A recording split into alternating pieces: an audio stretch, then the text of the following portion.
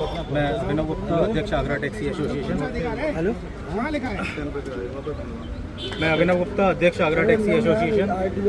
आज का ये जो धरना है, इसका मेन जो उद्देश्य है, जो मेन एजेंडा है, वो ये है कि सरकार ने जो वन टाइम टैक्स की नीति लागू की है, और ये लागू क्या किया, थोप दी है टैक्सी व्यापारियों के ऊपर। हम लोग इसका कड़ा विरोध करते हैं। जो टैक्स नीति पहले से चली आ रही थी, पहले से जो टैक्स नीति चल रही थी क्वार्टरली और ईयरली, हम उसी टैक्स नीति पे रहना चाहते हैं। सरकार ने बिना किसी नोटिफिकेशन के इसको जारी कर दिया, इसका हमारी तरफ से कड़ा विरोध है। और आज हम यहाँ आगरा आरटीओ को ये ज्ञापन देने आए हैं कि आप, निवेदन है आपसे कि इस नीति में सुधार कीजिए। जो पहले नीति चल रही थी उसी नीति को अपनाइए।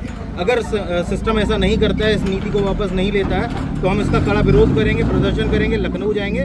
और अगर इसके लिए हाईकोर्ट, सुप्रीम कोर्ट का भी दरवाजा खटखटाना पड़ा तो हम लोग पीछे नहीं हटेंगे। और अगर फिर भी प्रशासन नहीं मांगता है तो अपनी गाड़ियों की चाबियाँ और गाड़ियाँ यहीं आरटीओ कॉम्प्लेक्स में खड़ी कर देंगे। साहब आप ही चला लो गाड़ी। हम लोगों के ऊपर पहले ही इतनी लाइबिलिटीज़ हैं, इंश्योरेंस की है, टैक्स की है, और अन्य तरह की कई सारी लाइबिलिटीज़ हैं जो बहुत बड़ी हैं, जो नहीं हो पाती है। फिटनेस है, इस तरह की कई सारी चीज़ें। फिटनेस भी बढ़ा दी है, वो भी प्राइवेटाइजेशन करते जा रहे हैं, जो बहुत मुश्किल होता है। वहाँ लोग गुंडाई दिखाते हैं, इस तरह की चीज़ें करते हैं। अब जो काम कुछ पैसों में हो जाया करता था, उसके लिए बहुत अधिक पैसे हमें खर्च करने पड़ते हैं। इस तरह की टैक्सी पे अगर मार पड़ती रहेगी, चीज़ें होती रहेंगी, तो धीरे धीरे ये व्यापार ख़त्म हो जाएगा। और इससे लगभग आगरा की बात करूँ तो कम से कम नहीं तो 1 लाख से 2 लाख परिवार बेरोजगार हो सकते हैं, बेघर हो सकते हैं। जिसकी जिम्मेदारी कौन लेगा?